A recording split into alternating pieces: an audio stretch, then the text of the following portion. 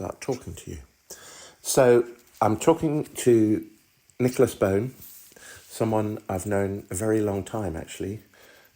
Quite shocking, probably about 46 years. Good grief. And Nicholas lives in Edinburgh, where he is a director and also a playwright. Is that fair to say? Mm-hmm. Yeah. And I can say, I'm afraid that I've only seen one piece of work of yours, but apart from really enjoying it, what was particularly interesting was the mixture of media in it, I thought. I really enjoyed that. So I hope you'll talk to that at some point. Mm-hmm. I have been trying to figure out what is art and what is the role of video within it. How does... and when I say video, I really mean anything that has motion in it now. People may well get snooty and say, "Oh, but I make film." But at the end of the day, it's all files now, and so generically, I'm referring to that as video. Okay. And so, how does video differ from painting or sculpture, and what does it have to say for itself? So that's a really, really broad thing, and I mean that not because I expect you to answer all of it, but it's really saying choose whatever bit you want and speak to it for a bit. Okay. Well, I think it's because you sort of forewarned me a bit what you were going to ask me about, but not entirely. So the kind of that wider framework of, if you like, the history of art and where video fits into that, I think is really interesting. And I suppose for me, what I find, so I came to theatre a bit later on. When I was at school, I was really interested in music and I was interested in art, in that I did art A-level, and there were only 4 of us in the class, and art was not particularly a thing that was given a particularly high, wasn't particularly seen as a priority at school. But art was particularly the thing I was interested in, and my plan had originally been to go to art school, but for reasons I can't really remember why I didn't. I think probably, as I say, there were only 4 of us, and the other 3 were really good, and I was kind of okay, but not really good, and I think there was something about that put me off the idea. And I ended up doing a degree, half of which was theatre studies, which was, I suppose it was a bit of a hunch.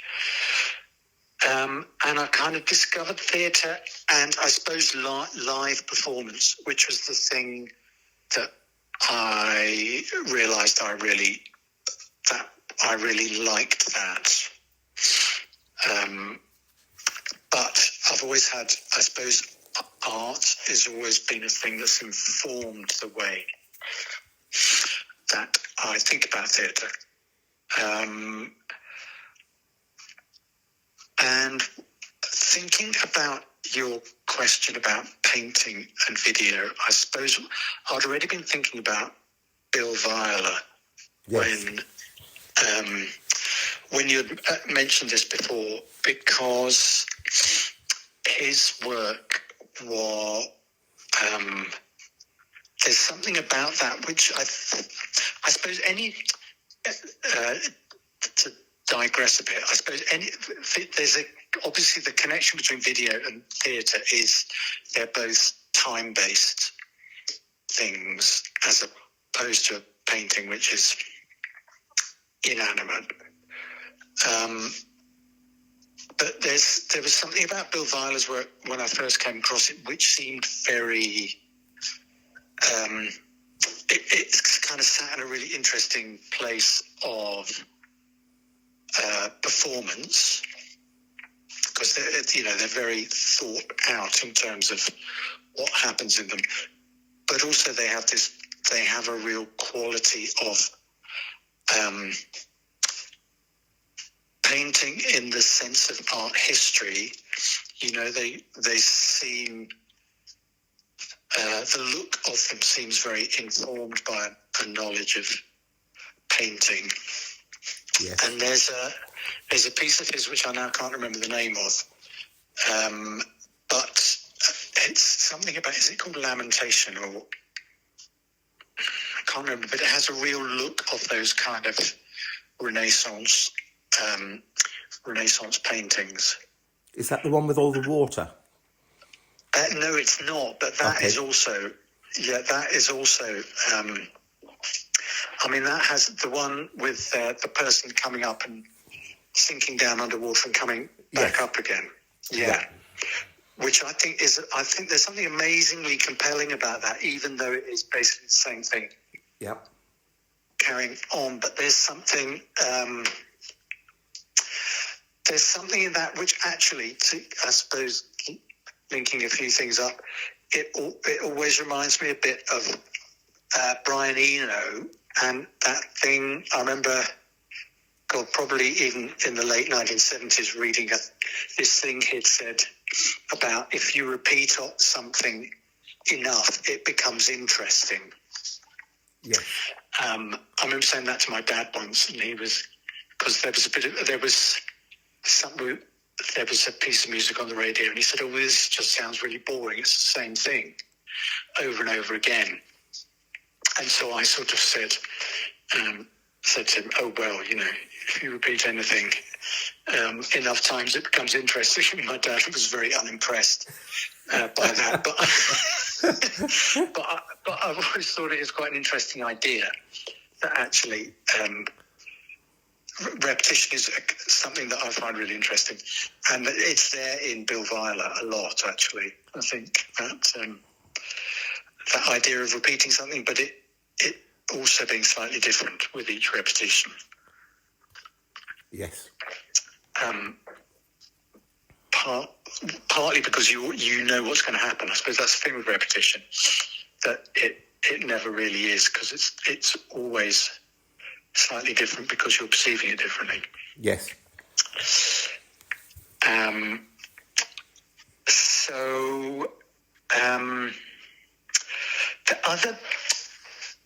I was thinking about this because I knew I was going to be talking to you, and I was thinking of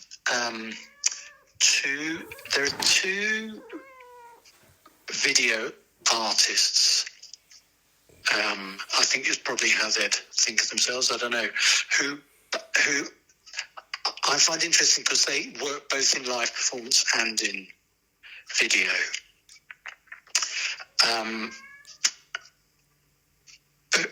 Which is Charles Atlas, who, not the bodybuilder, but I never quite know actually whether that's actually really his name, or whether he adopted it as some kind of tribute.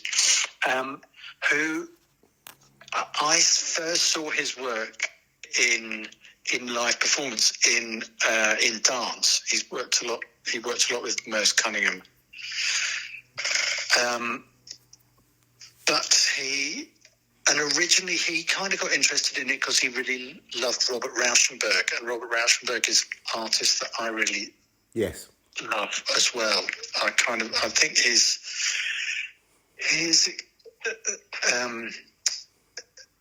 the way that he kind of combines different bits and pieces.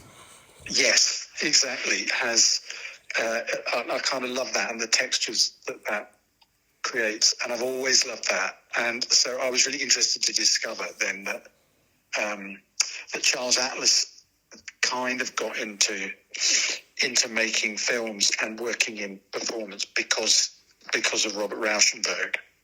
because he knew that Rauschenberg had done a lot of stuff in the 60s where he was designing things for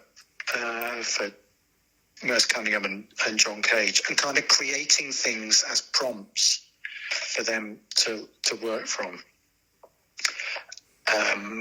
Which in terms of theatre is something I'm always really interested in, is working from a prompt. Yeah. And seeing where that goes. So I think his work, there's something about his video work which kind of is so informed by live performance. And similarly, there's a Canadian artist called Stan Douglas, who there's an amazing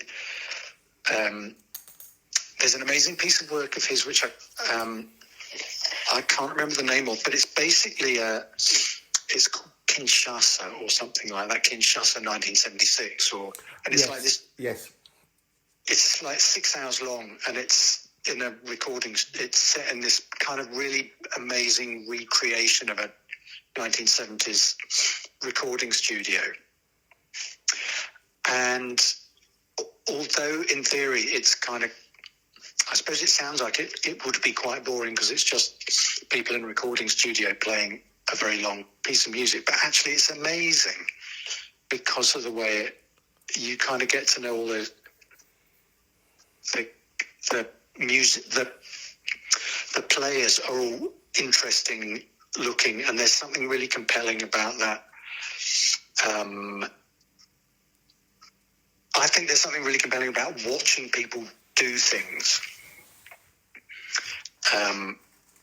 So I've never watched it all the way through, but I have sat and watched quite a lot of it in a gallery, and it is particularly when you see it on a big screen in a gallery as opposed to a little bit on YouTube. I think it is rather an amazing piece of work.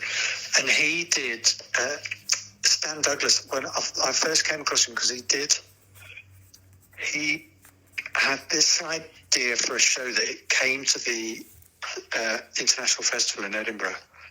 I can't remember, 10 or 15 years ago, something like that, where he kind of did a whole load of blue screen stuff, but live, using kind of front projection and back projection, so that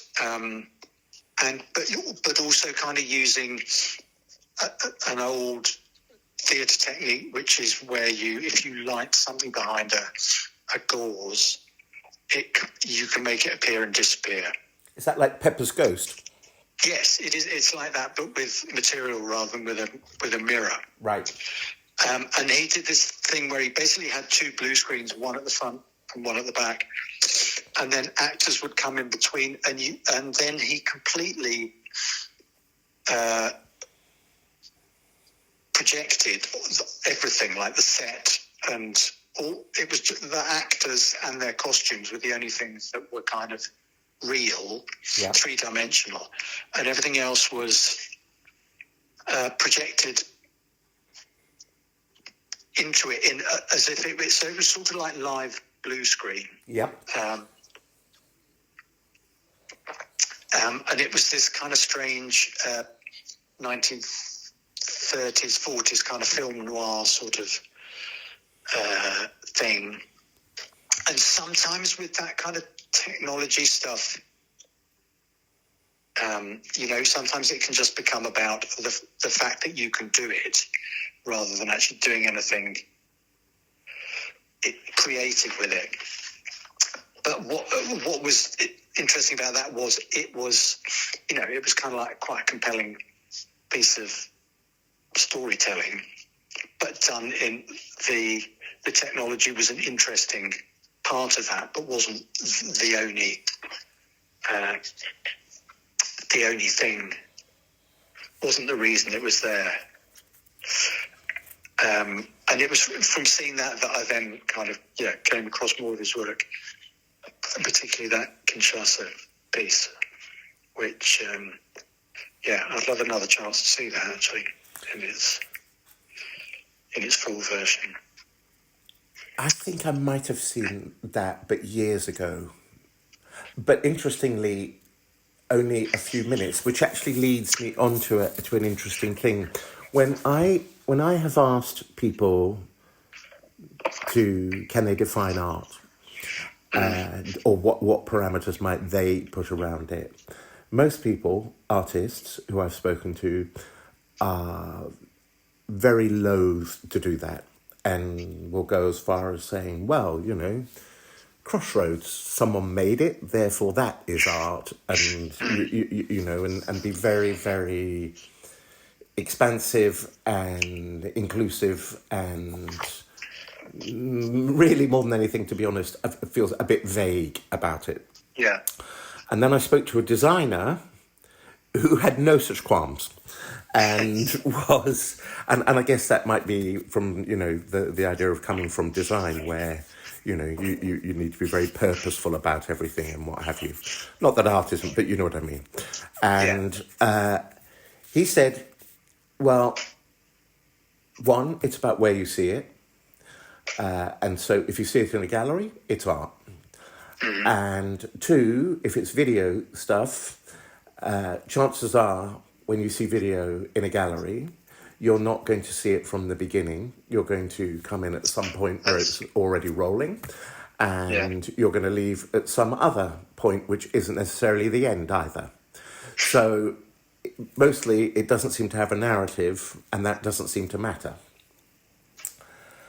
And I'm not saying that I necessarily 100% agree with that, but I thought it was interesting to at least give that as a starting point, and thus somewhere to argue from, rather than just saying everything's art, which seems a bit of an easy cop-out to me. Yeah, that's quite interesting, because there's Stephen Sondheim, because his work sat in this place. Was it opera or was it musical theatre? And he said, if it's on in an opera house, it's opera. If it's on in a theatre, it's musical theatre. And it's like that's the only difference. They both do the same thing. Yeah. So I suppose it's that same thing of defining something by where it happens.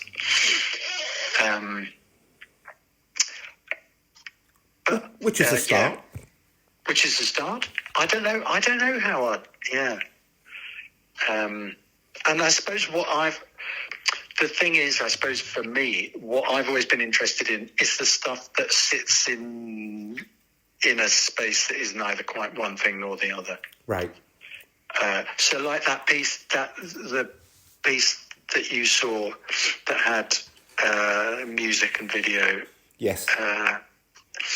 Live music and a mix of live and pre-recorded video. That was, I suppose, that was sitting in a place that was it.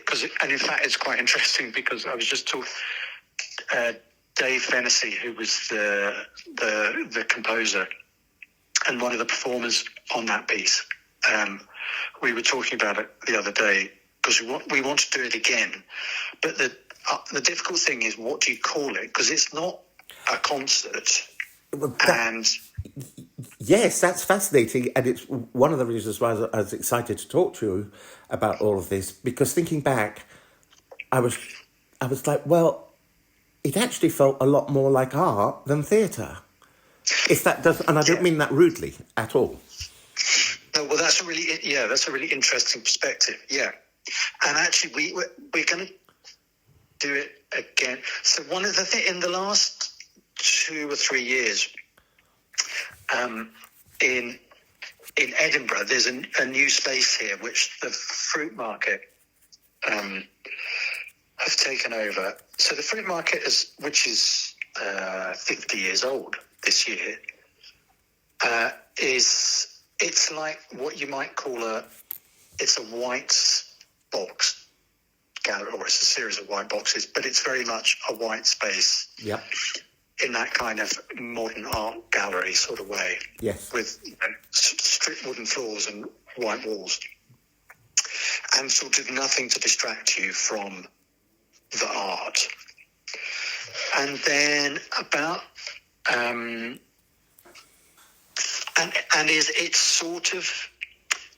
it's a really beautiful. It's a very beautifully designed building, but the inside of it, because it was an old fruit warehouse, and it's next to Waverley Station, and it's where the fruit used to come off the trains and be stored in this building. But when you're inside it as a gallery, there is no sense of what it was or what it used to look like, or it's been completely transformed into this space for putting art on the walls or in the space. But they've now got a new space next door, which for a long time was a series of different nightclubs, and it had different names over the years. And I know someone who grew up in Edinburgh said, "Oh, you can always tell someone's age by what they knew that nightclub as, because if you were born in the 1970s, you'd know it as one thing, and if you were born in the 80s, you'd know it as something else." And all the time I've been in Edinburgh, it was called like Electric Circus or something like that. No, it wasn't Electric Circus. Anyway, it was a kind of slightly out of date kind of name, and it was a really weird it was a whole series of small spaces, including bars and quite low ceilings, and but about 5 years ago, the person that had run it for years and years decided he'd had enough, and he gave up the lease. And the ultimate owner of the building was the council, and it was right next to the fruit market, so the council offered it to the fruit market. And they have, partly because of COVID, amongst other things, they couldn't raise all the money to do with what they wanted to do to it. But actually, I think it's made it a better space, because basically they've just taken everything out of it. So it's now this huge sort of cube, but everything, the walls are this strange mixture of stone and brick, and basically it's just the building stripped back to its kind of basic structure, and there's like some girders that are holding it up, and so it's become it's a very different space to the rest of it, and it's become and I think because of that, it's become a really adaptable space. So that space gets used. They show art in there, installations, and mostly installations, because I guess the walls are not so good for actually hanging stuff on. But also it's become a really interesting performance space, and I've done two things in there already, and I'm doing another one next year. And this is a very long preamble to saying Aberdeen, the piece that you saw with the video and the music, we're going to do it in there, because it feels like that space it's sort of an art space, but it's also sort of a performance space, and it's also kind of a rough, bit rough about the edges, kind of urban, loft sort of warehouse kind of space. So I'm quite interested to see how I think that piece will really work in there, because it's a piece that isn't quite a concert, it isn't quite a piece of theatre. And maybe it is a piece of art rather than anything else. So maybe that'll be that'll be the best place for it. It'll be interesting to see how it feels different there than where you performed it before. Yeah. And there was a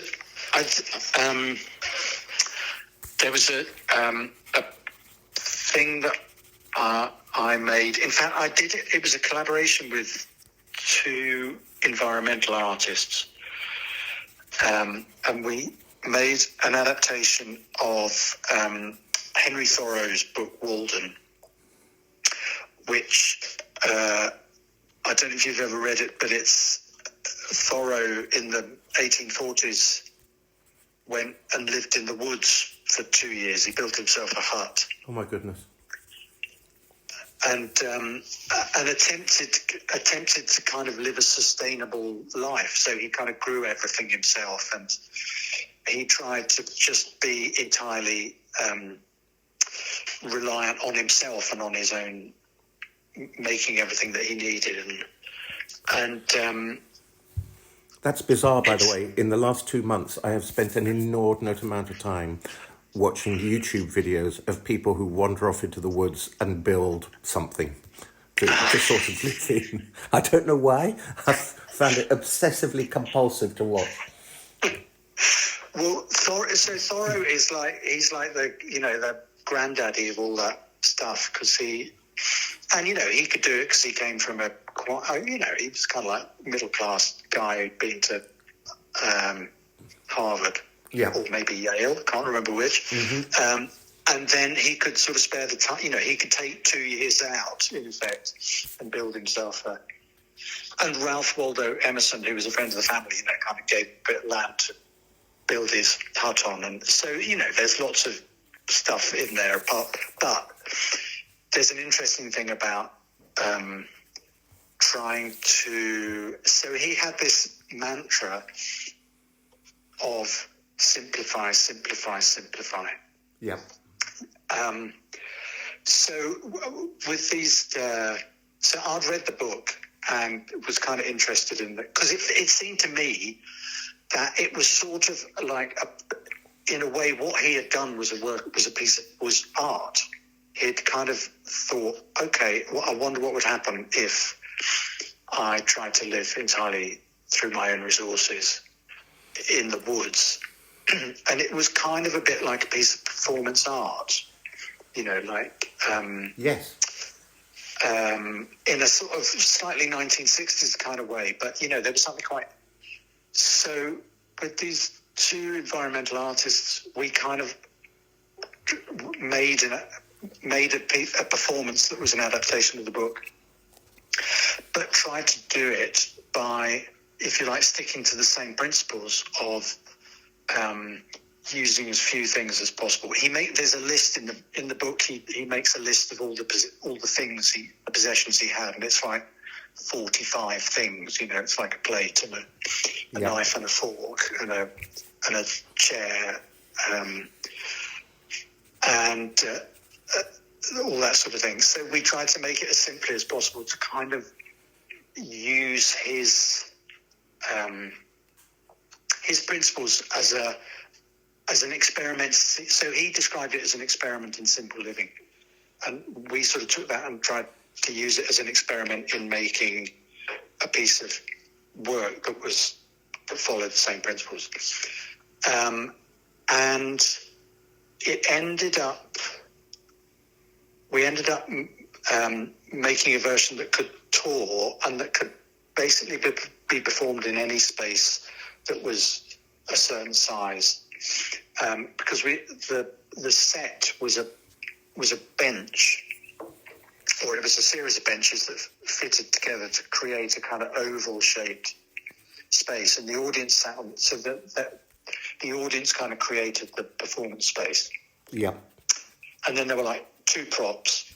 There was a stick and a pile of sand. But what was interesting about that was that it got done in lots of different. Sometimes it would get done in theatres on a stage, and then put the curtains in and so you had to be sitting on the bench. So you couldn't sit outside that. You had to kind of be. So only 40 people could see it at a time. But so sometimes it was done in theatres. Sometimes it was done in. It got done in like an old garage somewhere, and in libraries and art galleries. It got done in all these different sort of spaces, and it kind of took on a slightly different, it took on a different feeling. It took on the character of the space in a way that some theatre is sometimes about trying to create this, what you might call traditional theatre is about creating a thing that is the same wherever you put it. Yeah. You know, it's like a box set and then you light it and it's sort of supposed to look the same wherever you do it. Yep. And what was interesting about this was it was supposed to not look the same wherever you did it. It was supposed to take on the character of the space that it was being in. And were there any particular kinds of spaces that were particularly memorable or you felt worked better than other kinds of spaces? I think spaces actually had a bit of character to them. I mean, we did do it sometimes in a white, sometimes you'd be in a space and it was like had white walls then it was a bit, it wasn't anonymous, but it was then, I suppose it's a bit like a white art gallery thing, Yeah. It then just became about the set. And whereas if it was in like this old garage that we did it in, which was part of a festival called Hidden Door in Edinburgh, where that started as finding spaces that weren't being used and doing a festival in there for a week. And there was we did Walden as part of that one year, and it was it was an old garage where all the paint, it hadn't been used for years, and like all the paint was starting to peel off the walls, and the floor was kind of, there were like oil stains, and the walls were a whole, it was one of those things where if you tried to create something that looked abandoned like that, it would probably look a bit fake, but this was absolutely genuinely an old space that hadn't been used for years and looked a bit crappy, but actually it had a great quality about it. And in there, it had a really, sticking the benches in there, it kind of took on, I suppose, because there was something about, I don't know, sort of manual labour and just kind of practical things about being in this old building. And it was spaces like that it really worked in, where it sort of didn't feel too designed. But I think that was definitely a thing that the context it was in gave it a slightly different feeling. Right. So I think there is something in that. If it's in a gallery, it's art, I think. I'm not saying that it's exactly correct, but I liked it as something, as a way of starting and going, okay, well, that's a fair starting point. And of course, there's always going to be things which, disprove that. But generally, yes. And the fact that, when you walk in, a video piece, it's not just waiting for you to start. It's there on a loop. And you tend to walk in, at any point and walk out again at any point. Yeah. There was, a while ago, probably, I think around about 2010, 2011, something like that, Martin Creed, and it was not long after he'd won the Turner Prize, he did a performance during the Fringe in Edinburgh at the Traverse, and he had some dance. It was some dancers they were like from Scottish Ballet or something. Mm-hmm. And he did.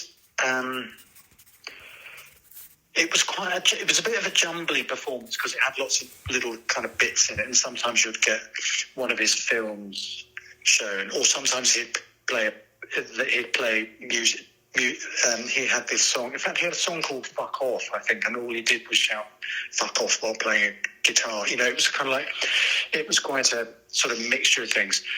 But the stuff with the ballet dancers was quite interesting because I think it was almost like it said to them, "Oh, could you try doing this?" You know, and then obviously they tried to do it.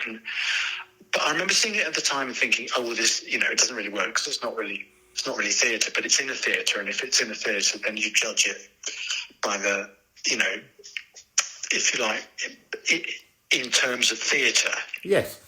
But actually, now I kind of think, oh, maybe, I'm not sure if that's quite right, because I suppose and in retrospect, I think better of it than I did at the time, I think, because actually, I suppose what he was doing was also challenging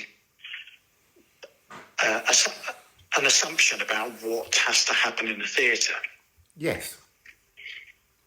So I think there's something interesting about that starting point, and then there's always something that completely doesn't, that contradicts that, but also reinforces it.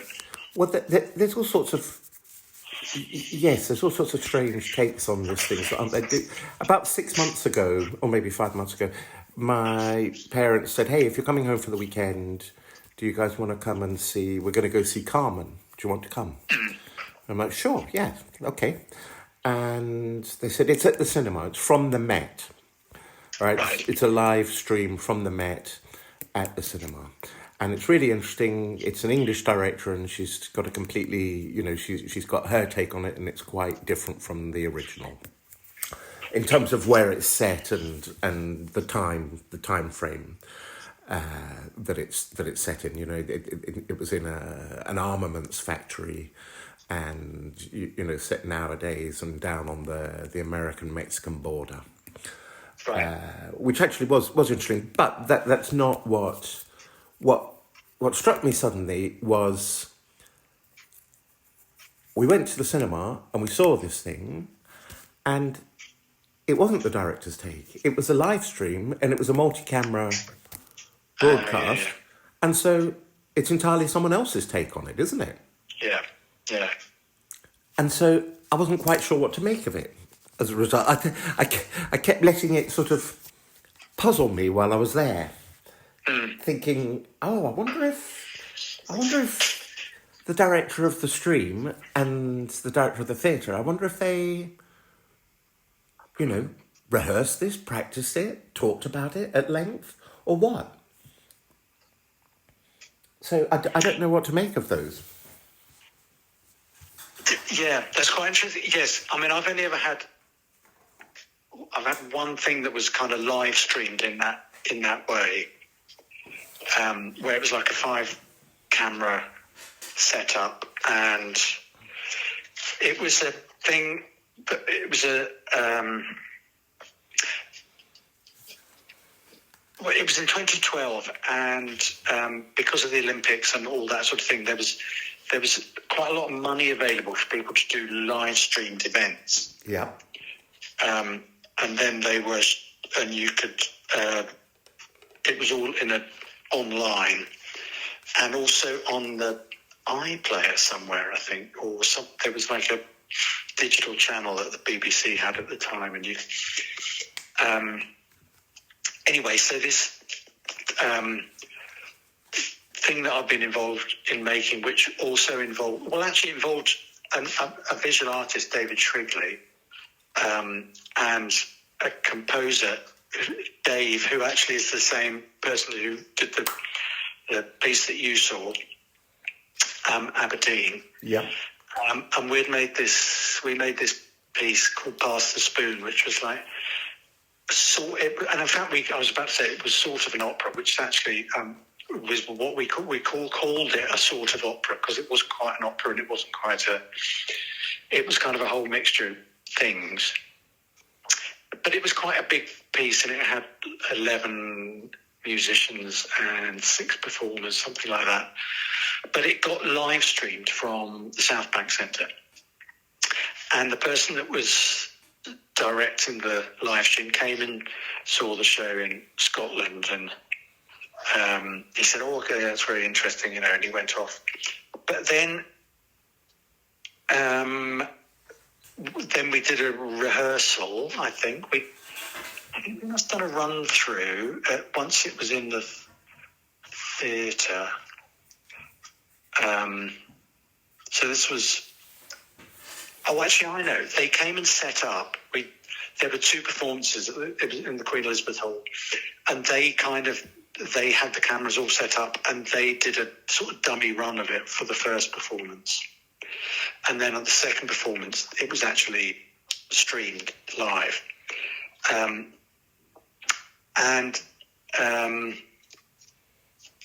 there was this kind of slightly weird double thing going on, because actually the setting of it was a television cookery show. It was like the basis of it. So it was already, and there was a whole series of things that we'd done with it, like of people talking as if talking to camera, and then then doing that thing where the camera switches and they kind of turn to so camera. We'd kind of played with all of that a bit, but in a live performance sense. So then it was this kind of slightly weird thing where then it was being filmed, but obviously it wasn't the film of the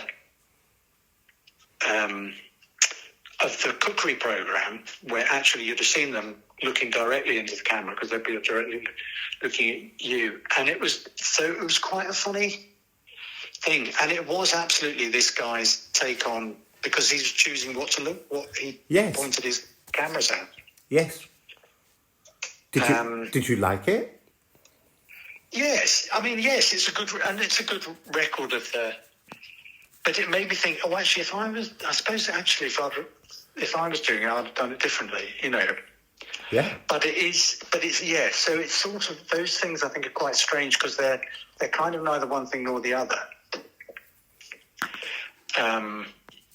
Because if you're directing something on the stage, part of the craft of that is getting the audience to look at what you want them to look at a particular moment.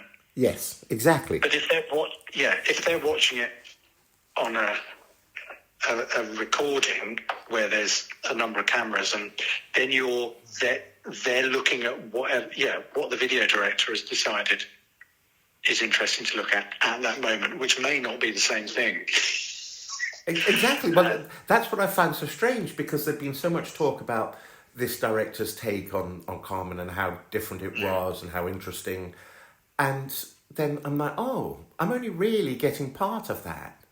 That. I'm getting where she set it and what the characters do, as jobs, which was slightly different than, he was a rodeo rider rather than a bullfighter, though, to be honest, it's not that different.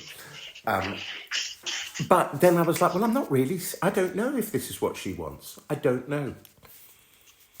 And in the same way with the live stream of your thing, it as you said, it wasn't necessarily how you might have done it. Yeah.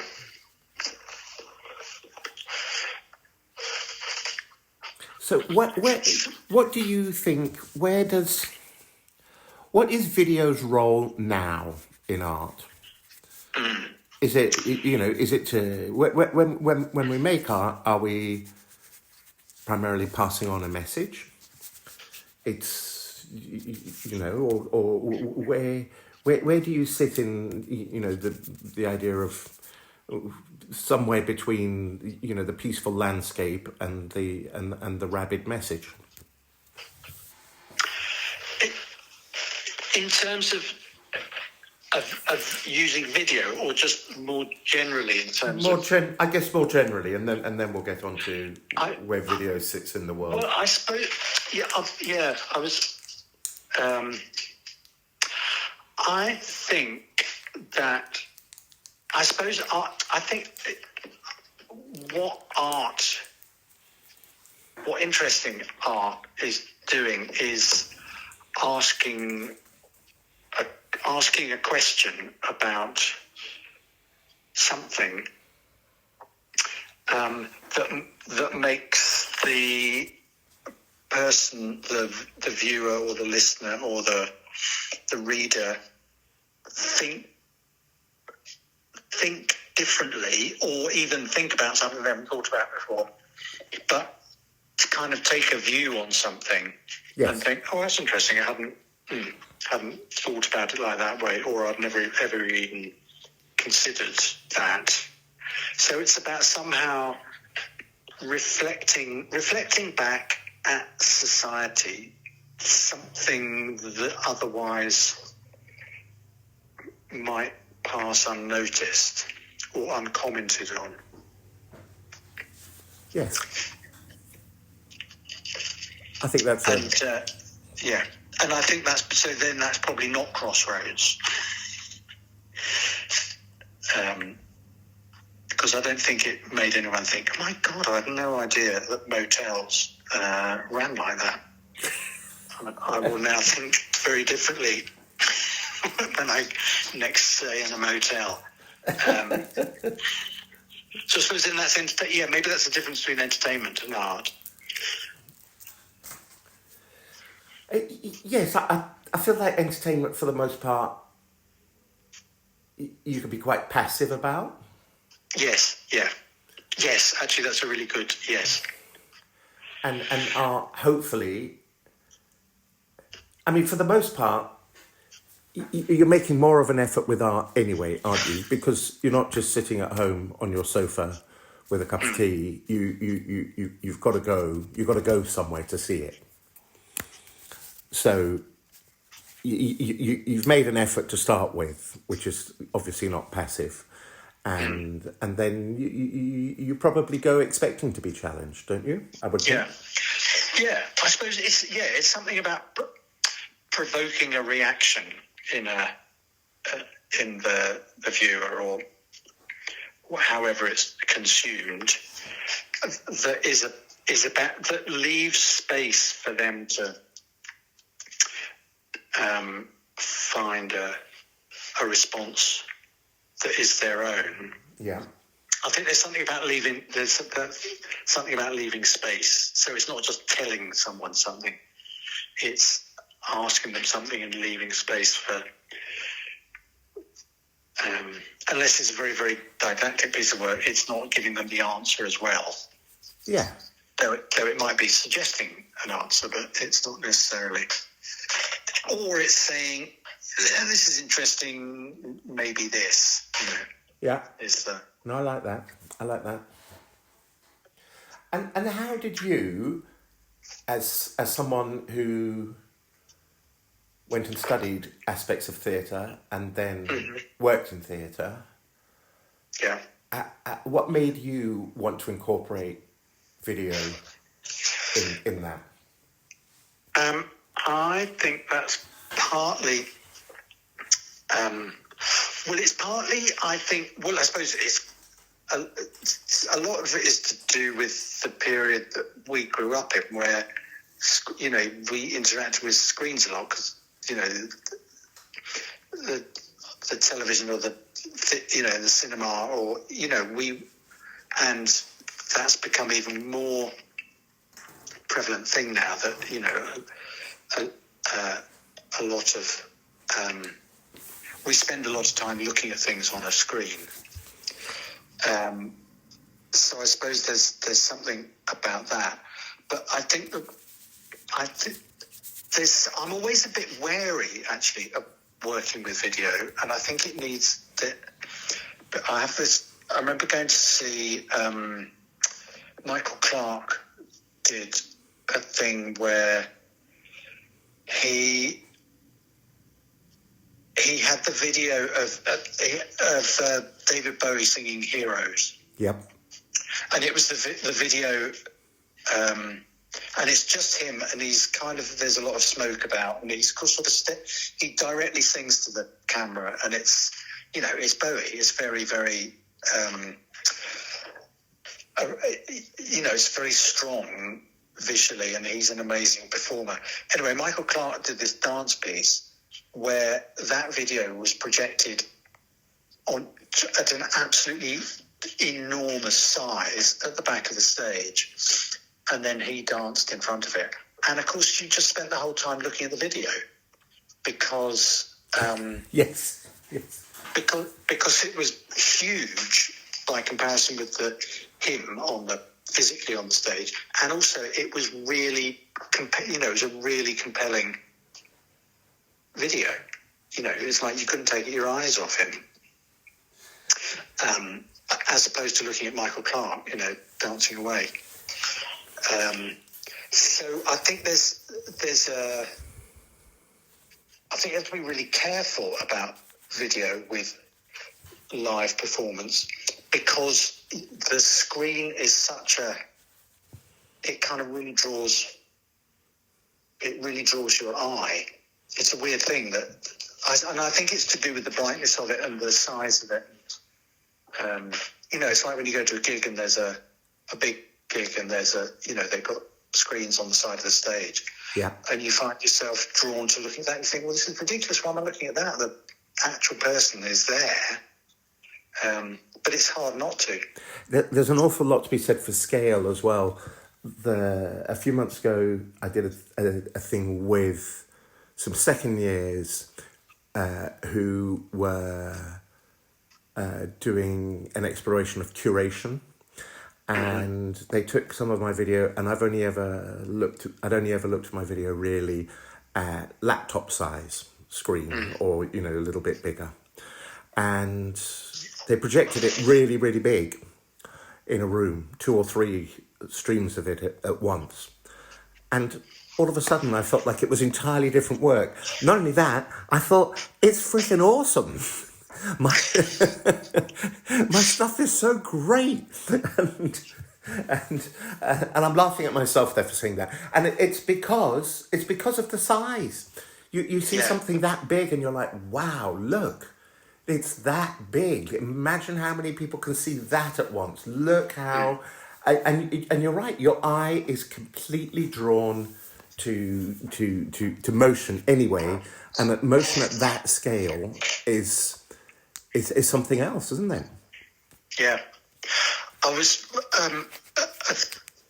2 or 3 years ago, I was working with I was doing a thing which had live, and I think that's so... I think there's something about live video that it's kind of... I suppose what's interesting about live video, because sometimes the thing with pre-recorded video is it's a bit like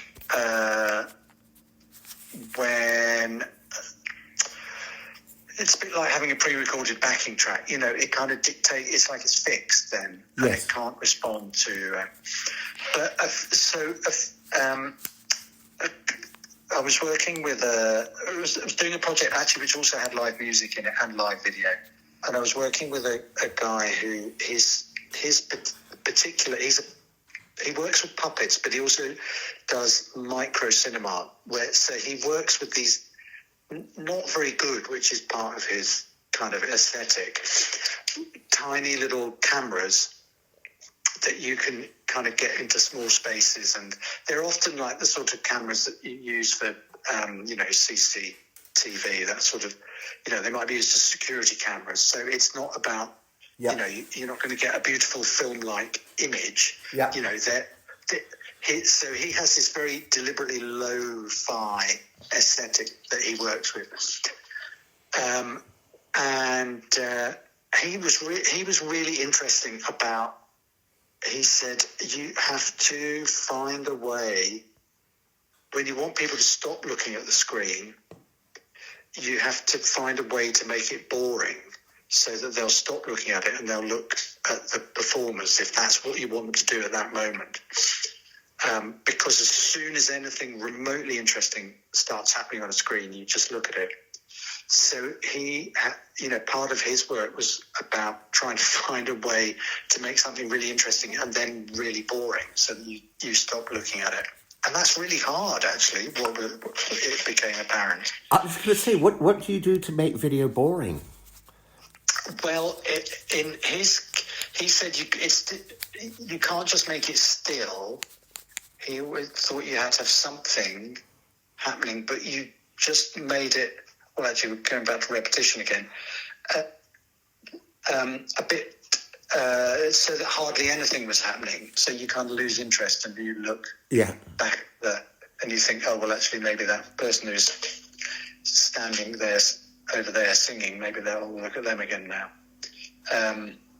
and also you kind of have to work out how the timing of that all works. You know, when you start to make it less interesting, and as well as how you do that. Yeah.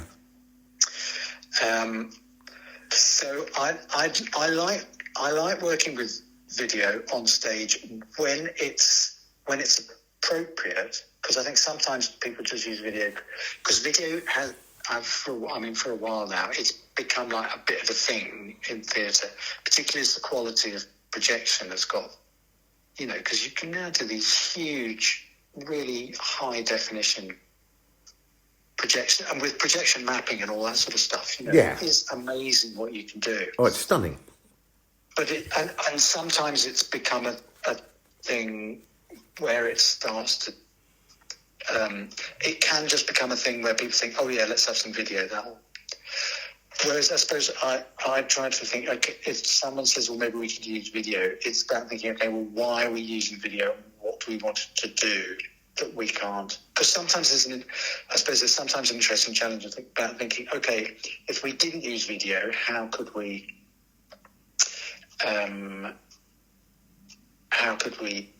do something that's maybe works better in this context? Yep. But what I suppose what's also interesting is because of the primacy of the screen in our lives now, that even within theatre, people will often think, people who are making theatre will sometimes think in terms of, if you like, video and film techniques. So they'll think, okay, how can we make this like a close-up? How do we draw the audience's attention to something in the way that if you were making a film, you'd do a close-up? Now that's a really interesting thing that obviously I'm aware of, but hadn't thought of as specifically as that. Therein, you know, the performance of Carmen I saw as opposed to the one that the people who went to the Met saw. Yeah. And because when you're at the Met, you know, you're potentially a really long way away. Yes. And the performance has to have a scale on it to bridge that gap. Whereas suddenly if you stick a camera in front of it, it's very different. Oh my goodness, yeah. I mean, as you say, if you're at the back of the Met, you're not just seeing what's going on stage. You're seeing the whole surround to the stage, and you're seeing the boxes either side, and rows and rows of people in front of you, and the ceiling maybe. The idea of a close up at that point, yes. How do you achieve that? Yeah. But it's an interesting question. You know, okay, how can we make this moment be like a close-up? But going back to your thing of the ubiquity of video, the other day I made a list of the order roughly in which I had seen video, and using my broad term for video, and thinking that, okay, well, it started, probably the first thing I ever saw was television. And then, because my dad shot the odd Super 8, probably projections of Super 8s at Easter and stuff, and then a little bit older, and then cinema, and then my dad brought home, when I was maybe 14 or 15, Pong, you know, the video game. Oh, yes. And which we played incessantly for about 10 days until... I mean, you know, there's only so much Pong you can play, but you know what I mean. And then I started work, and about the time I started work, one was with Edit Suite, so you'd see video in there, and then they started showing music videos in pubs. Do you remember you'd actually go to specific pubs because they ran music videos, and so you'd see stuff there. And then, you know, video games got more sophisticated. Not that I'm a gamer at all, but they got more sophisticated. And then suddenly you would see video at sporting events, and you'd see it in Times Square on billboards with moving stuff. And then you'd start seeing it at airports. You know, as you're moving through airports, there'd be video running you know, videos running in windows of shops, and to the point where now it's almost like, when are you not looking at video?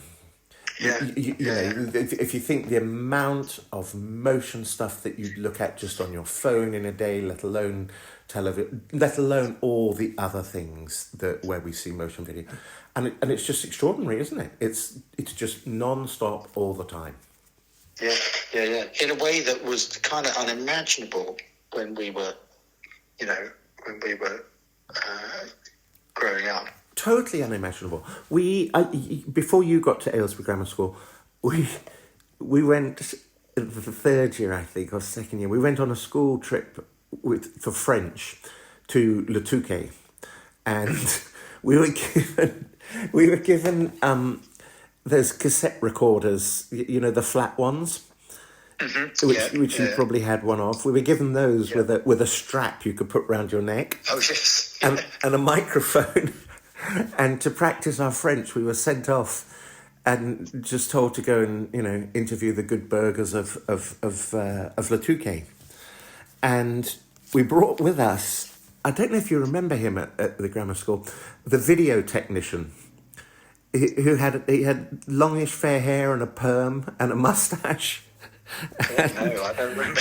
I don't remember there being such a thing. Yeah, and he always wore a lab coat, and he came with us with this complicated video camera thing, Philips thing, which only he operated, and you know, so some interviews were done to camera on black and white video, but it was such a big deal. It was so complicated, and it involved a lot of setup, and people who were being interviewed had to come to the camera to be interviewed, as opposed to now, where we walk around and have an infinitely better camera in our pockets and video all sorts of everything, all constantly, and that's a massive step, isn't it? God, yeah, absolutely. I went to see the National last night, doing it outside up at Edinburgh Castle. Yeah. And you know, they had the big video screens. Even though actually it's not that big a spit. It's where they do the tattoo. So it's actually not that big a space. You don't particularly need. You know, you could have. You know, in the old days, you wouldn't have done it with video screens. But one thing I noticed was, so they had a couple of guys with quite big cameras sort of down at the front, you know, on sort of fixed tripods, and they were moving them around. And then at one point in the background, you could see there was a guy with an iPhone who was, and then it cut to him, and you realise, oh, they're using, you know, this whole mixture of technology, including iPhones, you know, to put this really quite sophisticated, you know, it's not just his close up of the singer, you know, it's like there was a whole load of stuff going on with that video projection. And do you remember, I remember from Friars in particular, two bands who made a great deal of use of video. One was the original Human League, you know, when they were doing Being Boiled, and you know, before those guys split off, them and Pere Ubu. And I didn't see Pere Ubu. And just being like, almost like in a state of shock, not really getting it. Like, wow, what's going on here? How do you do that? Where's that coming from? And it really was, you know, it was a big deal, wasn't it? That now we just absolutely take for granted. Yeah. Quite extraordinary. Yeah, it's true. Yeah. Yeah. Wow. Well, at that point, that's an hour, Nick. Oh God, right, yes. So thank you very much for that. And I'm just going to pause this here and hold on one moment. So thank you very, very much.